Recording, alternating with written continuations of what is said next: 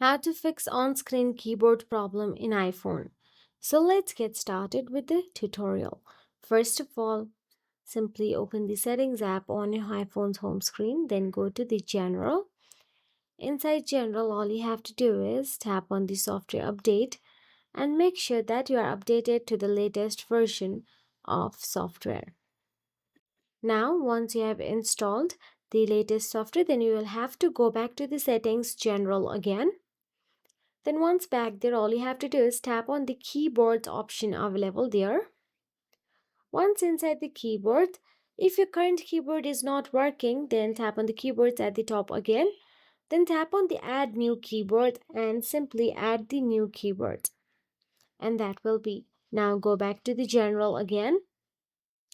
And once you are back to the general, all you have to do is scroll down till the bottom and tap on the transfer or reset iPhone available there. Once you tap on it, all you have to do is tap on the reset button available in there.